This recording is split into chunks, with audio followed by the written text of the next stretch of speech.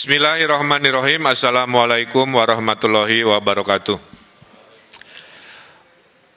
Rekan-rekan media yang kami banggakan, saya bersama Forum Komunikasi Pimpinan Daerah Provinsi Jawa Barat baru saja selesai melakukan video conference dengan 5 kepala daerah, yaitu Bupati Kabupaten Bogor, Wakil Wali Kota Bogor, Wali Kota Depok, Wali Kota Bekasi, dan Bupati Kabupaten Bekasi.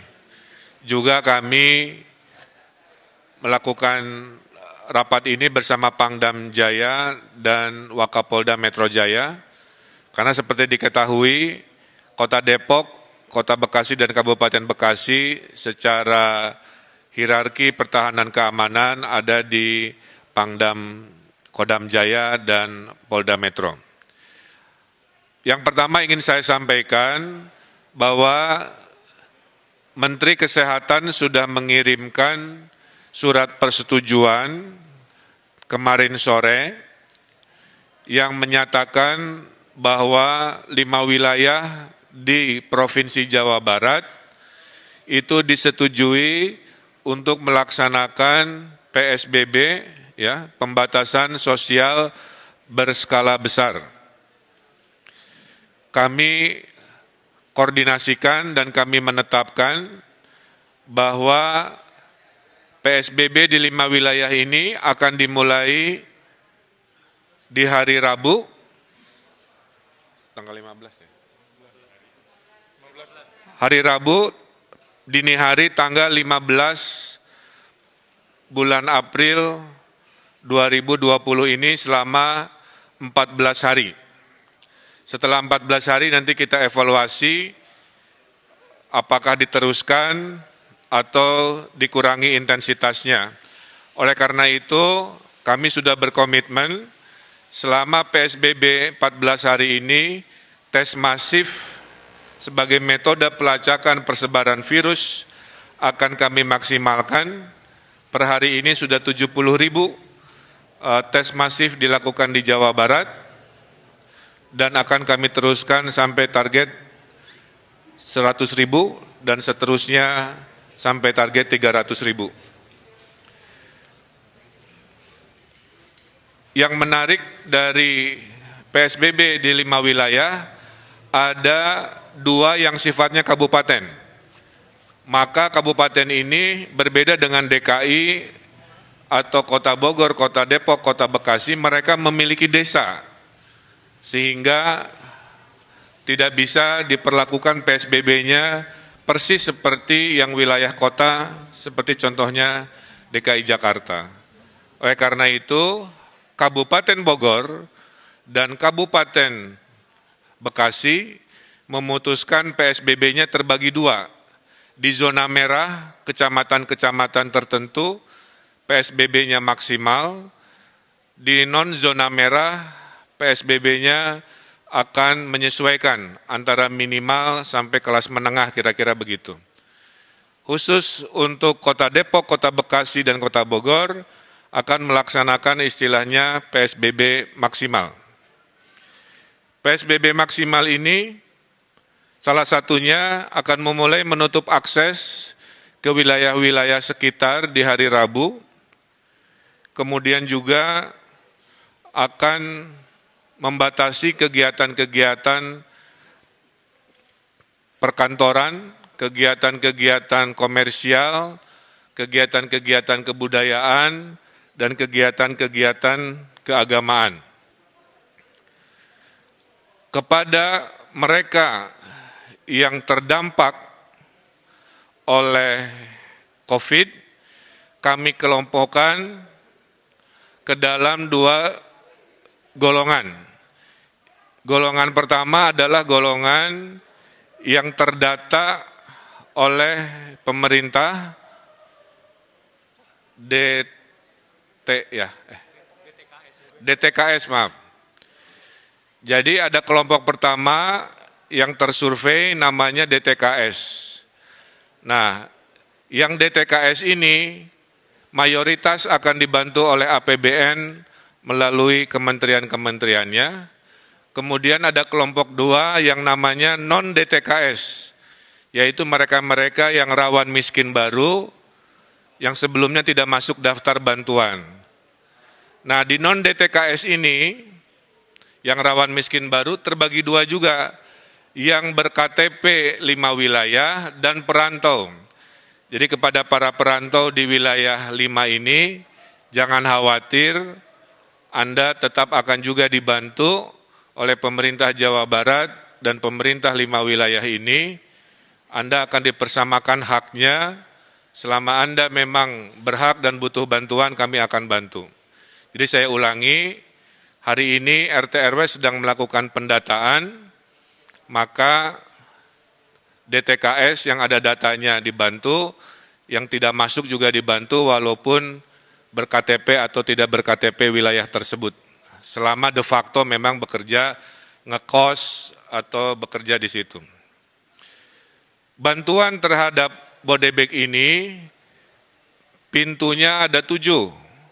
Pertama, mereka akan dibantu oleh PKH, ini yang sudah rutin. Kedua, mereka yang akan dibantu oleh kartu sembako atau pangan non-tunai, ini sudah rutin. Ketiga, mereka akan dibantu oleh kartu prakerja untuk pengangguran dan yang kena PHK. Keempat, mereka akan dibantu oleh Presiden lewat bansosnya 600.000 kali 3 bulan. Kelima, kalau di kabupaten mereka akan dibantu pertama kali oleh dana desa. Sekitar 20 dari 30 sampai 30% dana desa akan dipergunakan untuk membantu miskin baru karena COVID di desa. Yang keenam, baru dana sosial dari provinsi yang 500.000 kali 4 bulan. Itu sudah siap. Dan yang ketujuh, kalau masih kurang, akan diberikan oleh dana sosial dari kota kabupaten di 5 wilayah.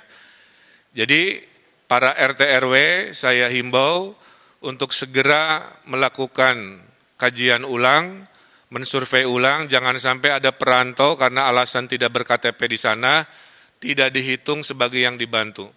Selama ekonominya memang susah dan perlu bantuan, itu perlu kita bantu.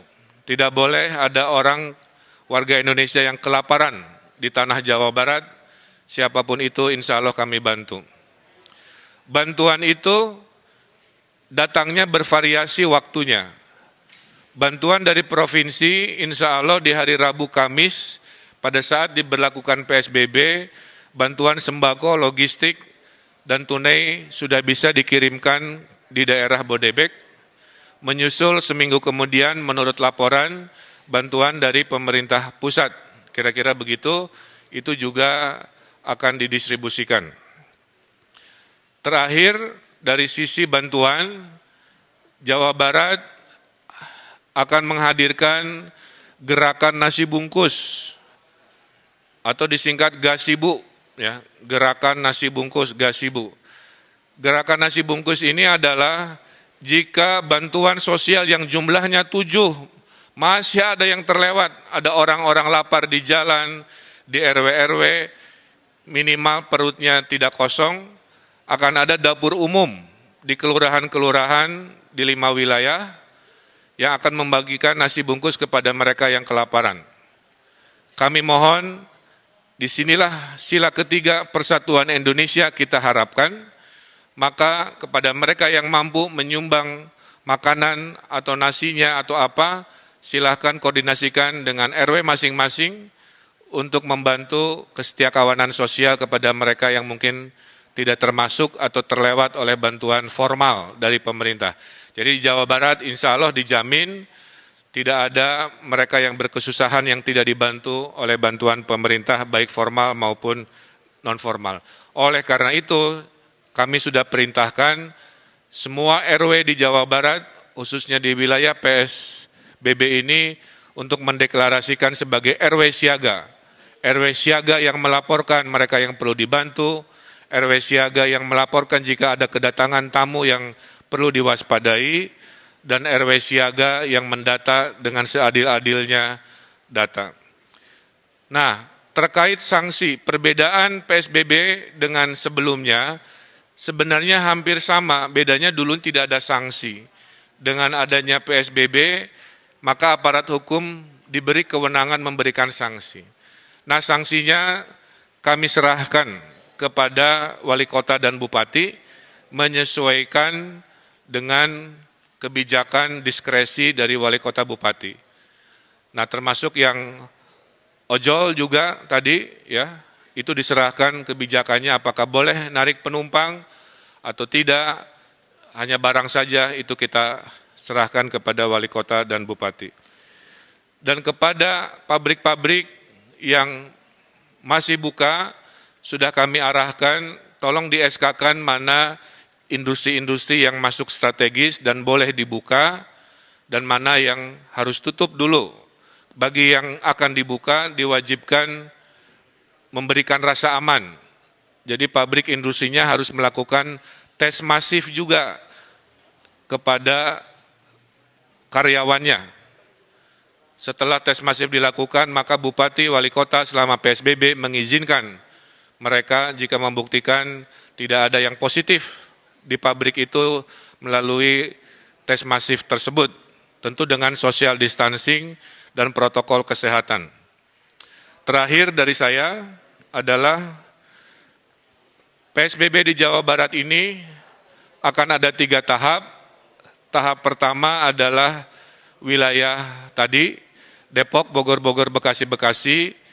PSBB kedua adalah Bandung Raya. Jadi kami sedang mempersiapkan surat, kajian data, karena ada lompatan di Bandung Raya, di Kota Bandung, Cimahi, KBB, Kabupaten Bandung, sedikit Sumedang, maka itu adalah PSBB tahap 2 yang kami rencanakan, dan yang ketiga jika dibutuhkan, kira-kira begitu. Nah, Bapak Ibu yang saya hormati, saya tutup dengan sebuah semangat bahwa penyakit COVID-19 ini ada 3 benteng pertahanan. Benteng pertama adalah benteng pencegahan, social distancing di situ, PSBB di situ. Ini mudah dilakukan tapi juga susah jika kita tidak taat dan tidak disiplin. Kalau jebol benteng pertama karena tidak disiplin, masuklah benteng kedua yaitu pelacakan.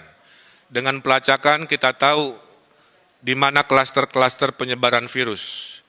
Kalau pelacakan gagal dan jebol, baru benteng terakhir yang kita punya yaitu benteng perawatan terhadap mereka yang sakit. Nah, saya berharap warga Jawa Barat jangan sampai COVID-19 ini langsung membobol benteng pertama, kedua langsung lompat ke benteng ketiga, di mana orang-orang sakit ini menjadi banyak dan kapasitas kita menjadi terbatas dan akhirnya kita mengalami kerepotan.